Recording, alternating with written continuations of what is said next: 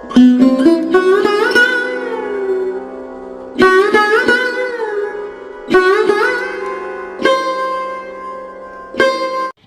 कृष्णा, राधे राधे। आप सभी श्रोताओं, आज हमारे चैनल पे श्रवण करेंगे वरुथनी एकादशी व्रत की संपूर्ण कथा। अगर वीडियो अच्छी लगेगी तो वीडियो को लाइक कीजिएगा और चैनल पे नए हैं तो चैनल को सब्सक्राइब करके बेल आइकन को ऑन कर लीजिएगा, ताकि ऐसे ही वीडियो के नोटिफिकेशन आप सभी के पास सबसे पहले पहुँचे।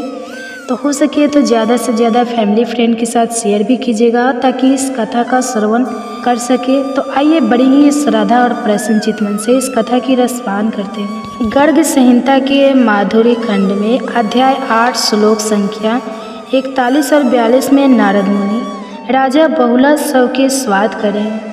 उस समय भी नारद मुनि एकादशी व्रत की महिमा का गान करते हुए इस प्रकार कहते हैं। 10वें मृत के पक्षे तथा वे 10 पुत्र के प्रिय या 10 पक्षे तो पुरुष धरे नर, जो मनुष्य शुद्ध भक्ति भाव से एकादशी व्रत का पालन करता है, वह अपने मृत कुल की 10 प्रीत कुल की 10 और पत्नी के कुल की 10 पीढ़ियों का उद्धार कर देता है। इतनी विशेष यह एकादशी तिथि और ऐसे ही पवित्र और मंगलमय एकादशी यानी वरुथनी एकादशी। वरुथनी अर्थात जो सभी वर को प्रदान करने में सक्षम है और जो समस्त भौतिक बंधनों को काटकर आध्यात्मिक गति प्रदान करती है। प्रत्येक मनुष्य के मन में कोई ना कोई इच्छा अभिलाषा अवश्य होती है, लेकिन ये इच्छा और अभिलाषा यदि भौतिक सुख को प्राप्त करने की है तो वह अंत में दुखों का कारण बनती है, और यदि ये इच्छा और अभिलाषा आध्यात्मिक है, भगवान की सेवा करने की है, तो वह व्यक्ति को परम सुख प्रदान करती है। भौतिक इच्छा और उससे अर्जित फल इस भौतिक शरीर के साथ समाप्त हो जाते हैं, लेकिन आध्यात्मिक फल आत्मा के साथ सदैव रहते हैं, क्योंकि आत्मा अविनाशी और अमर है। तो आइए हमें समस्त आध्यात्मिक फल प्रदान करने वाले इस वरुथनी एकादशी की पौराणिक व्रत कथा का श्रवण करते हैं। इसके विषय में कहा गया है कि जो भी व्यक्ति पूर्ण भक्ति भाव से और एकाग्रचित होकर इस संपूर्ण कथा का श्रवण करता है, उसे भी वरुथनी एकादशी का पालन करने का फल मिलता है। तो आइए प्रारंभ करते हैं। आज आपको इतिहास के काल यंत्र की सवारी कराते हुए लेकर चलेंगे द्वापर युग में, जब भगवान श्री कृष्ण ने इस धरती पर अवतार धारण किया था। अब आप तो जानते ही हैं कि भगवान स्वयं जब भी अवतार धारण करके इस पृथ्वी पर आते हैं तो कभी भी अकेले नहीं आते, उनके साथ हमेशा उनके पार्षद यानी उनके भक्त रहते हैं। तो बस उस समय उनके साथ 5 पांडव के रूप में उनके पार्षद भी थे। 5 पांडवों में सबसे ज्येष्ठ है युधिष्ठिर महाराज, उन्हें धर्मराज भी कहा जाता है।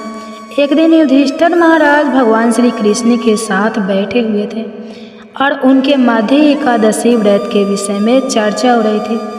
अब जैसा कि आप जानते हैं कि युधिष्ठिर महाराज इतने विनम्र थे और सदैव भगवान श्री कृष्ण से मार्गदर्शन प्राप्त करते थे। तो बस आज उन दोनों के बीच वर्ष में आने वाली विविध एकादशियों के विषय में ही चर्चा हो रही थी। ऐसे में दुष्ट महाराज ने श्री कृष्ण से पूछा, हे केशव, वैशाख मास के कृष्ण पक्ष में आने वाली एकादशी का नाम वरुथनी है। यह तो मैं जानता हूँ, लेकिन क्या आप मुझे यह बता सकते हैं कि इस एकादशी के व्रत पालन से क्या लाभ प्राप्त होता है और इसका महत्व क्या है? युधिष्ठिर महाराज के प्रश्न के उत्तर में भगवान श्री कृष्ण ने कहा, हे धर्मराज, ये ऐसे विशेष एकादशी तिथि है जिसके पालन करने से इस जन्म और अगले जन्म में भी सौभाग्य भाग की प्राप्ति होती है। इतना ही नहीं, इस प्रकार प्रत्येक जन्म में इस एकादशी व्रत का पालन करने से व्यक्ति के वास्तविक गंतव्य को प्राप्त करते हुए इस जन्म मृत्यु के चक्र से हमेशा के लिए मुक्त हो जाता है और आध्यात्मिक लोक को प्राप्त करता है। यह कहकर भगवान श्री कृष्ण ने आगे कहा, यह वही एकादशी है जिसे पालन करने से महान राजा मंधाता को मुक्ति मिली थी। एक समय की बात है जब इवाक वंश के महान राजा त्रिशंकु थे। उनके पुत्र का नाम था धुंधुल। राजा धुंधुल अत्यंत पराक्रमी, तेजस्वी और भगवान के भक्त थे, लेकिन एक दिन उन्हें शिव जी का श्राप मिला।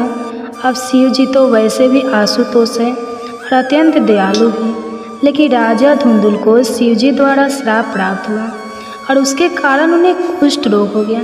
हम सब जानते हैं कि कुष्ठ रोग कितना भयंकर होता है और वह आसानी से ठीक भी नहीं होता। लेकिन जैसे ही राजा धुंध तुम्हारो मुंडी वरुथनी एकादशी के महात्म के विषय में ज्ञात हुआ, उन्होंने इस वरुथनी एकादशी का नियम पूर्वक पालन किया। और आपको जानकर आश्चर्य होगा कि वरुथनी एकादशी व्रत का पालन करने से राजा धुंध उमार कुष्ठ रोग से मुक्त हो गए और उन्होंने परम आध्यात्मिक गति को प्राप्त किया। ऐसा कहा जाता है कि वरुथनी एकादशी व्रत के पालन करने से 10,000 वर्ष की तपस्या का फल मिलता है। और इतना ही नहीं, आदर्श स्थिति तो यह है कि सूर्य ग्रहण के समय कुरुक्षेत्र में जाकर 40 किलो स्वर्ण का दान देने से जो पुण्य फल मिलता है वह केवल इस एकादशी व्रत का श्रद्धा और निष्ठापूर्वक पालन करने से मिल जाता है। इसके बाद भगवान श्री कृष्ण ने युधिष्ठिर महाराज को दान के विषय में एक अत्यंत गोपनीय बात बताई और वह रहस्य यह था कि अन्य दान से श्रेष्ठ गज दान है। गज दान से श्रेष्ठ यदि कोई भूमि का दान देता है तो उसे माना गया है। भूमि दान से भी श्रेष्ठ दान है तिल का दान, और तिल के दान से भी श्रेष्ठ यदि कोई स्वर्ण दान करता है तो वह है स्वर्ण दान से अधिक श्रेष्ठ दान है अन्न का दान। अन्न का दान देने से व्यक्ति के समस्त पूर्वज देवता और समस्त प्राणी प्रसन्न होते हैं। विद्वान लोग कन्यादान को भी अन्न दान के समान ही मानते हैं। लेकिन अब भगवान श्री कृष्ण ने सबसे गूढ़ रहस्य को बताते हुए कहते हैं कि भले ही अन्न दान को महादान कहा गया, लेकिन अन्य दान से भी श्रेष्ठ है विद्या का दान। हाँ, इसलिए शिला प्रभुपाद ने कहा है कि सबसे बड़ी दान और समाज की सेवा की प्रवृत्ति है लोगों को भगवान और उनके साथ उनके संबंध के विषय में ज्ञान देना। और यही कारण है कि आज इस्कॉन के सभी मंदिरों और केंद्रों में हजारों लाखों भक्तों द्वारा भागवत गीता और श्रीमद् भागवत के ज्ञान का दान देने के लिए सेवा यज्ञ चल रहा है, जिससे वर्तमान समय में अनेक लोग लाभान्वित हो रहे हैं और अपने जीवन के परम लक्ष्य की ओर अग्रसर हो रहे हैं। इस एकादशी के महात्म के विषय में बताते हुए भगवान श्री कृष्ण आगे कहते हैं, हे युधिष्ठिर महाराज, जो व्यक्ति अपनी पुत्री की धन संपदा पर आश्रित रहता है उसे संपूर्ण ब्रह्मांड के जलमग्न होने तक नारकीय अवस्था में रहना पड़ता है। इससे विपरीत यदि कोई व्यक्ति आभूषणों से सुसज्जित अपनी पुत्री का कन्यादान देता है तो उसे स्वर्गीय सुख प्राप्त होते हैं। जो व्यक्ति से धन ले उसे अगले जन्म में बिल्ली का शरीर प्राप्त होता है, बिल्कुल वैसे ही जैसे एक मांसाहार करने वाला व्यक्ति अगले जन्म में मांस भक्षित जंगली प्राणी बनता है और अत्यंत काम आसक्त व्यक्ति को कुत्ते का शरीर मिलता है। जो व्यक्ति अपने शरीर के आगे का प्रदर्शन करता है और कम कपड़ों द्वारा अपने शरीर को ढकता है उसे अगले जन्म में वृक्ष की शरीर प्राप्त होता है, जो कि ऐसी योनि है जिसमें आपको भौतिक कष्ट हजारों करोड़ों वर्षों तक भुगतने पड़ते हैं। भगवान ने आगे बताते हुए कहा, लेकिन उससे विपरीत जो व्यक्ति अपनी कन्या को आभूषणों से सुसज्जित होकर विवाह के समय अपनी कन्या का दान देता है उसे जो फल प्राप्त होता है वह स्वर्ग लोक में यमराज के मुख्य सचिव चित्रगुप्त भी वर्णन नहीं कर सकते। और यही फल वरुथनी एकादशी व्रत का पालन करने वाले व्यक्ति को प्राप्त हो जाता है। अब भगवान श्री कृष्ण वरुथनी एकादशी व्रत पालन में कुछ वर्जित चीज़ों के बारे में बताते हैं, जैसे कि कांसे के बर्तन में भोजन न करना, मसूर की दाल, हरी सब्जियां, मटर का सेवन न करना और भक्तों के हाथों से बना हुआ भोजन न करना। दशमी और एकादशी के दिन शारीरिक संबंध से दूर रहना और ब्रह्मचर्य का पालन करना, झूठ ना बोलना, प्रजल पद से दूर रहना और किसी की निंदा ना करना। और भगवान श्री कृष्ण स्वयं अंत में इस बात का विश्वास दिलाते हैं कि जो भी व्यक्ति इस प्रकार निष्ठा और नियम पूर्वक एकादशी व्रत का पालन करता है वह सभी पापों से मुक्त हो जाता है और शाश्वत आध्यात्मिक लोक को प्राप्त करता है।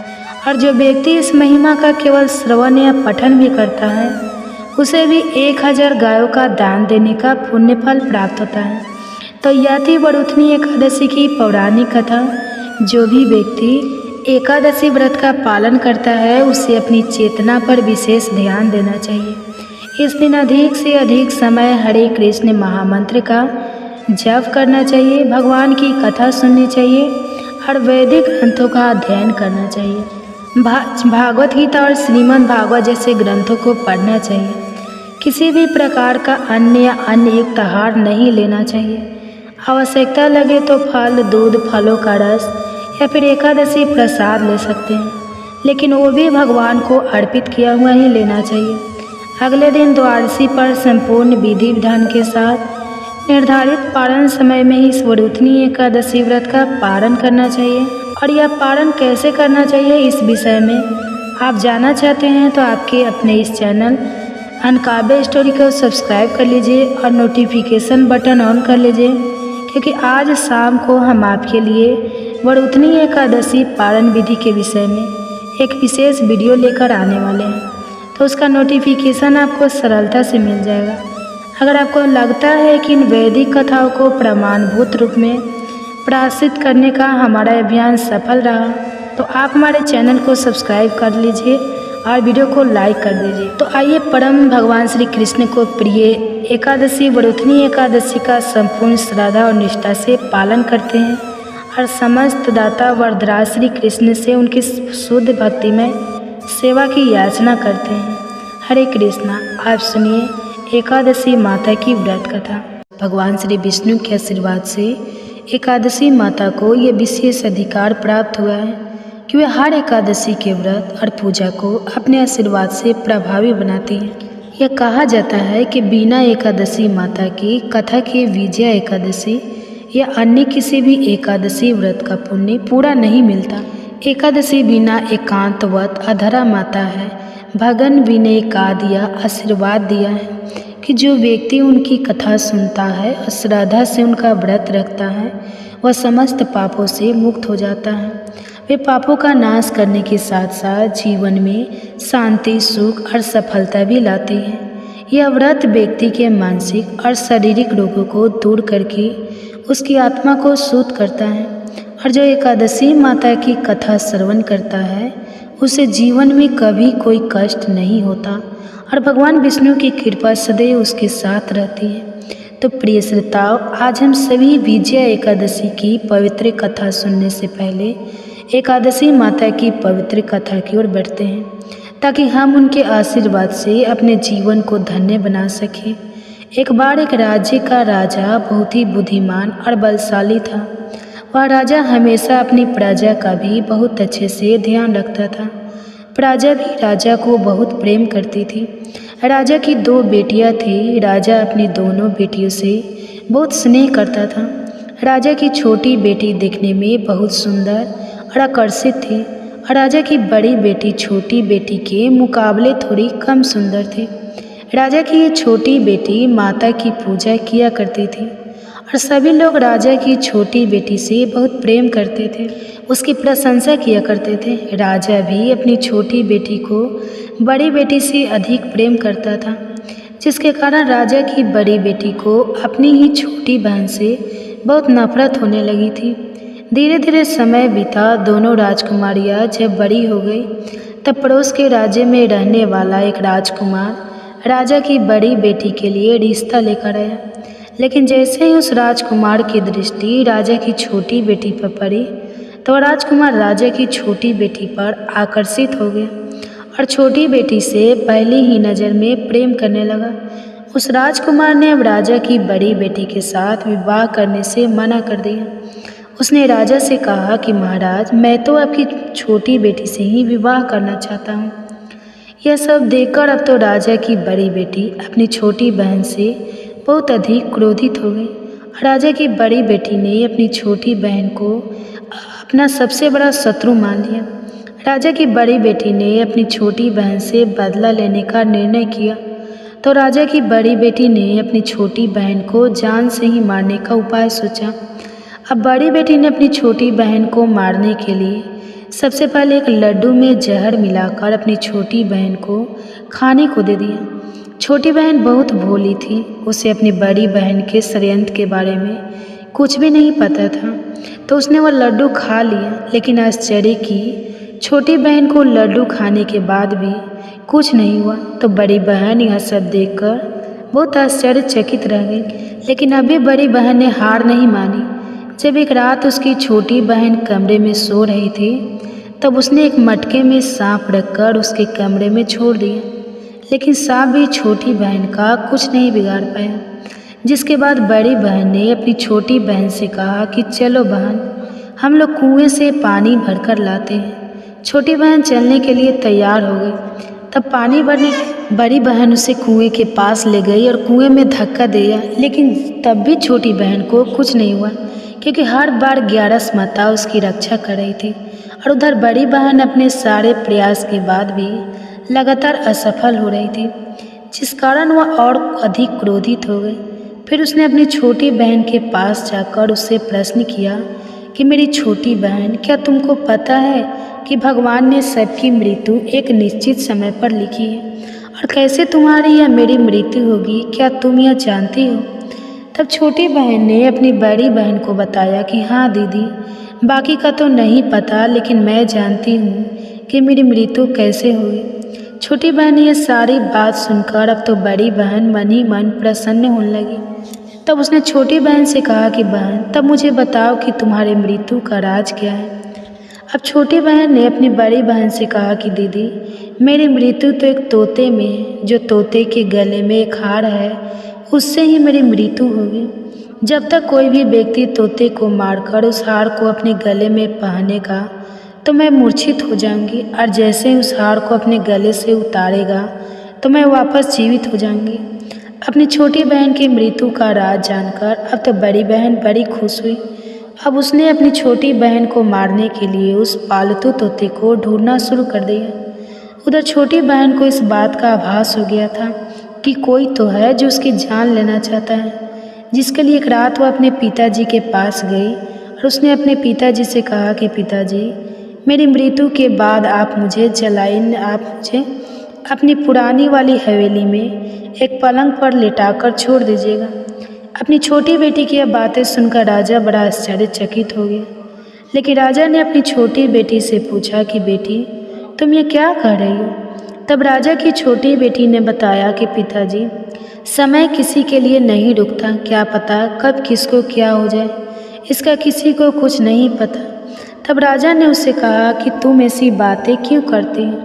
2-3 दिन बाद तो तुम्हारा विवाह होना है। लेकिन छोटी बेटी ने अपने पिताजी को ऐसा ही करने पर मजबूर कर दिया और उनसे वचन भी ले लिया। तब राजा ने अपनी छोटी बेटी की बात स्वीकार कर ली और फिर समय आने पर 2-3 दिन के बाद जब विवाह का समय आया, तब राजकुमार बारात लेकर राजा के घर आया। अब राजकुमार और राजा की छोटी बेटी के विवाह की रस्में शुरू हो गई।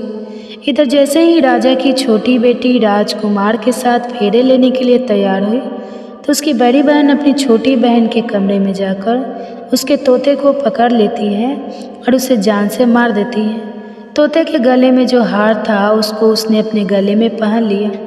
उधर जैसे ही बड़ी बहन ने उस हार को अपने गले में पहना, तो उधर 2 बहन जो केवल 3 फेरे ही ले पाती है, वहीं पर बीच रास्ते में ही गिरकर बेहोश हो गई। जिसके बाद राजा ने बड़े बड़े हकीम वैद्य को बुलाया और अपनी छोटी बेटी का इलाज करने के लिए कहा। राजा की बात सुनकर जब वैद्य ने छोटी बेटी को देखा तो राजा को बताया कि महाराज, आपकी छोटी बेटी ना तो जीवित है और ना मरी हुई है। ऐसा तो मैं पहली बार देख रहा हूँ। राजा ने वैद्य और हकीम को यह बात बाहर बताने से मना कर दिया और उनसे कहा कि अगर तुमने यह बात किसी को बाहर बताई तो हम तुमको फांसी पर लटका देंगे। राजा ने अब अपनी छोटी बेटी को पुराने महल में ले जाकर एक पलंग पर लिटा दिया और फिर वहाँ पर कुछ सैनिकों को तैनात कर दिया।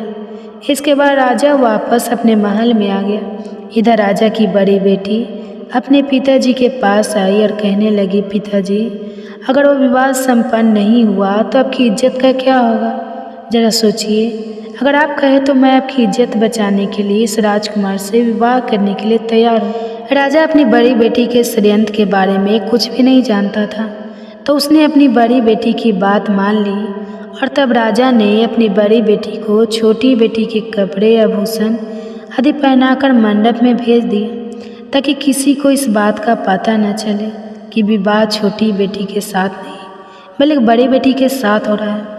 लेकिन राजकुमार यह जान गया था कि यह तो राजा की छोटी बेटी नहीं है बल्कि राजा की बड़ी बेटी है। अब राजकुमार ने राजा की बड़ी बेटी से विवाह करने से मना कर दिया। तब सभी लोगों ने राजकुमार को मजबूर करके राजा की बड़ी बेटी से बचे हुए फेरों को संपन्न करा दिया और फिर विवाह संपन्न हो गया। जिसके बाद राजकुमार राजा की बड़ी बेटी को अपने महल में ले गया। विवाह होने के बाद राजकुमार उसने ना तो बातें करता था, ना उसे पसंद करता था, ना ही उसके आसपास जाता था। राजकुमार ने तो यह फैसला भी कर लिया था कि चाहे कुछ भी हो जाए वो अपनी प्रेमिका को ढूंढ कर रहेगा और जान कर रहेगा कि उसके साथ हुआ क्या है। फिर एक दिन राजकुमार अपने घोड़े पर सवार होकर राजा के पुराने महल के पास पहुंच गया, जहां पर उसने कुछ सैनिकों को देखा। महल के पास पहुंचकर राजकुमार ने जब महल को ध्यान से देखा तो वह समझ गया कि यह तो हमारे ससुर जी का ही महल है। तब राजकुमार ने सैनिकों से पूछा कि तुम लोग यहाँ क्या कर रहे हो और इस महल के अंदर उस पलंग पर कौन लेटा है। जिसके बाद राजा के सैनिकों ने बताया कि यहाँ पर राजा की छोटी बेटी लेटी है। यह सुनकर राजकुमार को बड़ा प्रसन्न हुआ और वह तुरंत अपनी प्रेमिका के पास पहुँच गया, उसकी सेवा करने लगा। जैसे ही रात हुई तो राजा की छोटी बेटी उठकर खड़ी हो गई। अब तो राजकुमार यह सब देखकर और खुश हो गया। उसने अपनी प्रेमिका से पूछा कि तुम यहाँ क्या कर रही हो, तुम मेरे साथ मेरे घर चल कर आओ, तुमने विवाह बीच में से अधूरा क्यों छोड़ दिया। तब राजकुमारी ने राजकुमार को सारी बातें बता दी कि मेरी जान एक तोते में बसती थी और यह बात मैंने सिर्फ अपनी बड़ी बहन को बता दी थी। मुझे पता है कि उसने ही मुझे मारने का प्रयास किया है। उसके पास एक हार है जिसको वह सुबह पहन लेती है और रात को उतार कर रख देती है। जब तक वह हार को पहने रखती है तब तक मैं मूर्छित रहती हूँ और जैसे ही वह हार को उतार देती है तो मैं जीवित हो जाती हूँ। और जब तक मेरी बहन के पास वह हार रहेगा तब तक मैं ऐसे ही जीवित और मूर्छित होती रहूँगी। अगर मेरी बड़ी बहन के पास जो हार है वह मेरे हाथ लग जाए तो मैं हमेशा के लिए जीवित हो जाऊँगी। सारा रहस्य जानकर राजकुमार ने छोटी राजकुमारी के साथ ही रहने का निर्णय ले लिया और उसने अपने बचे हुए सारे फेरे उस पलंग पर लेटी हुई छोटी राजकुमारी के साथ पूरे कर लिए और अपना विवाह भी पूर्ण कर लिया और वह वहीं पर रहने लगा। देखते ही देखते समय बीतने पर कुछ दिनों में छोटी राजकुमारी गर्भवती हो गई। एक दिन राजकुमार को किसी काम से बाहर जाना पड़ा। तब राजकुमारी के पेट में बहुत तेज से दर्द उठा, जिसके बाद उसने एकादशी माता का आंगन किया। जिसके बाद वहाँ पर माँ प्रकट हुई और उन्होंने उसका प्रसव कराकर उसे प्रसव पीड़ा से मुक्ति दिलाकर एक पुत्र की प्राप्ति करवाई। और वहीं पर अचानक से तभी राजकुमार भी आ गया। राजकुमार ने ग्यारस माता को देखा तो वह आश्चर्यचकित हो गया और उसने तुरंत ग्यारस माता को प्रणाम किया। ग्यारस माता ने राजकुमार से कहा कि जब तुम्हारा पुत्र 5 वर्ष का हो जाए तब तुम अपनी पत्नी का हार इसके गले में डाल देना। देखते ही देखते राजकुमार और राजा की छोटी बेटी का पुत्र 5 वर्ष का हो गया। तो राजकुमार अपने बेटे से कहने लगा कि बेटा, मैं कुछ काम से बाहर जा रहा हूँ, तुम अपनी माता का ध्यान रखना। ऐसा कहकर वह वहाँ से चला गया। लेकिन जब राजकुमार वहाँ से बाहर जा रहा था तब बड़ी बहन के सैनिकों ने उसे देख लिया और बड़ी बहन को जाकर सारी बातें बता दी।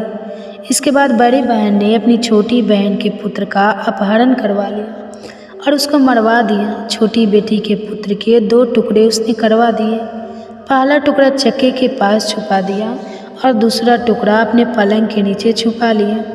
लेकिन ग्यारस माता अपने भक्तों को किसी कष्ट में नहीं देख सकती, तो अपने भक्त का दुख दूर करने के लिए एक भिखारी का रूप धरकर बड़ी बहन के पास गए। जिसके बाद वह वहाँ पर भिक्षा मांगने लगी।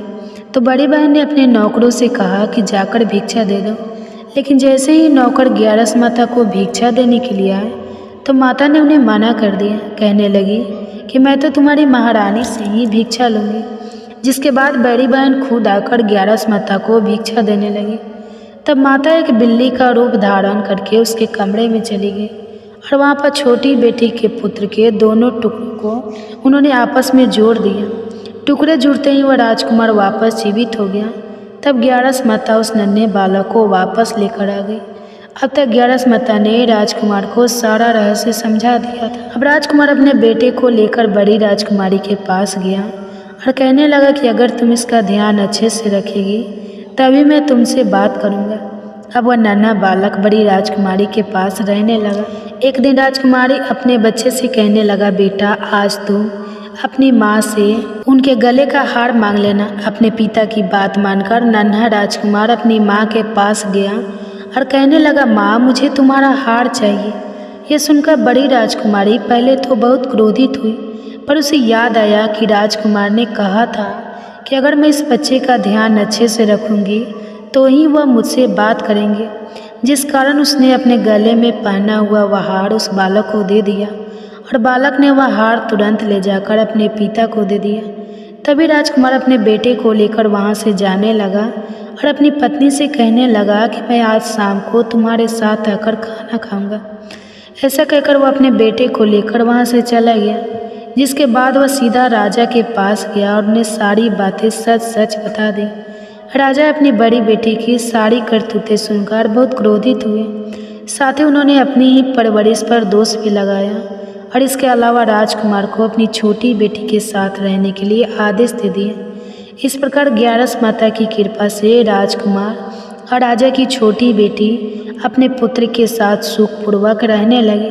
प्रेम से बोलिए एकादशी माता की जय। सत्य के मार्ग पर चलने वाले धर्मराज युधिष्ठिर के हृदय में एक बार जिज्ञासा उठी। मनी मन स्मरण करने लगे, हे जनार्दन, कौन सा व्रत सभी पापों का नाश करने वाला है? कौन सा उपवास जन्म जन्मांतर के बंधनों को काट सकता है और किस व्रत को करने से शत्रुओं पर विजय मिलती है? युधिष्ठिर महाराज के मन में उठे इस प्रश्न का उत्तर देने स्वयं भगवान श्री कृष्ण द्वारिका से धर्मराज युधिष्ठिर के महल की ओर प्रस्थान कर रहे हैं।